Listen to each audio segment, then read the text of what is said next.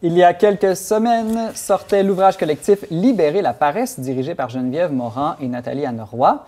Laurence Godin-Tremblay, la lecture de ce livre t'a inspiré ton édito cette semaine. Quel est ton avis? Comment libère-t-on la paresse? Est-ce qu'il ne faudrait pas plutôt la combattre, il me semble? D'abord, il faut remettre les choses en contexte, Simon. Le livre fait partie d'une suite. Les auteuristes, c'est comme ça que c'est écrit, avant de libérer leur paresse, ont libéré aussi leur colère et leur culotte. C'est quoi le rapport? Yel, pour reprendre leur pronom préféré, se sont donné comme mission d'abolir les méchants tabous de notre société judéo-chrétienne et donc de faire l'éloge, un livre à la fois, des péchés capitaux. Dieu sait qu'il y en a des tabous judéo-chrétiens. Ouais. Il me semble que c'est plus vraiment le cas aujourd'hui, mais continue, Laurence. C'est encore cool de bâcher des tabous de judéo-chrétiens. Encore. Intriguée par ce projet révolutionnaire, je suis allée me procurer Libérer la paresse à une librairie pas loin.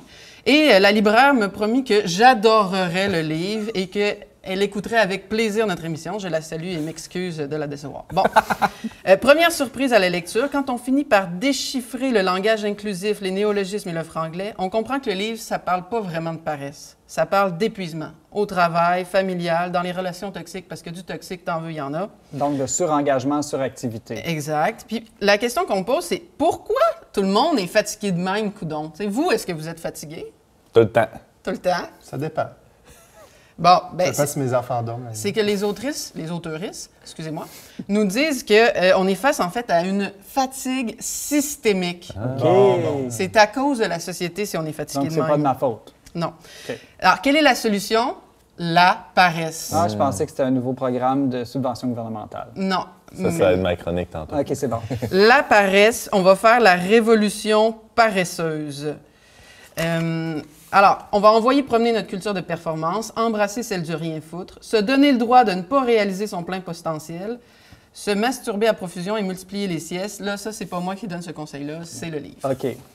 J'ai été surprise, cependant, Simon, parce que ça commence avec une dénonciation de la culture judéo-chrétienne, qu'il n'élabore pas plus sur le sujet, qu'il n'y ait pas de citation biblique, aucune définition du péché capital. Pourtant...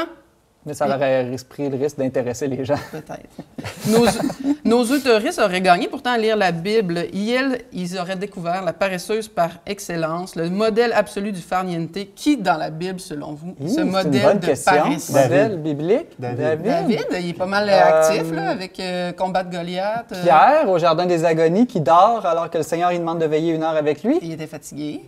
Tu vas dire Jésus. Non. Ah oui, il dormait dans la barque, Jésus, quand c'était le temps là, de faire quelque chose. Non, vous n'y êtes pas. J'ai dit la paresseuse. C'est un livre féministe. Arrêtez de penser seulement aux garçons. Ça serait une femme. Marie, la sœur de Marthe. Merci. Il y a de la grosse visite chez eux, Jésus et ses disciples. Qu'est-ce qu'elle fait? Rien. Elle s'effouère à terre aux pieds de Jésus pendant que Marthe se tape tout le travail. Préparer la bouffe, le ménage, le service, s'assurer que tout le monde est bien. Tout ça pendant que Marie se pogne le beigne. Pire que ça, Jésus, il fait son éloge. Exact. Marthe a raison de se plaindre, mais qu'est-ce qu'il lui répond? Tu te donnes du souci, tu t'agites pour bien des choses, une seule est nécessaire. Marie a choisi la meilleure part. Mais donc, c'est pas la faute du judéo-christianisme. Ben non, c'est ça, parce que le roi de la révolution paresseuse, c'est Jésus, finalement.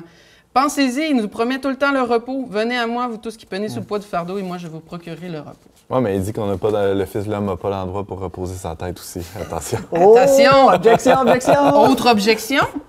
Jésus va pas faire l'éloge d'un péché capital. La paresse, c'est un péché capital. Comment ça, il en ferait l'éloge? Ben peut-être parce qu'on a tout pris à l'envers.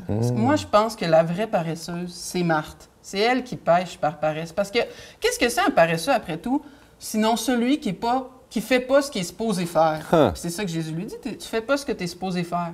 Imaginez que le but de la vie, ce serait de contempler le paysage en haut d'une montagne. Ça serait qui le paresseux? Celui assis au sommet de la montagne en train de contempler, justement?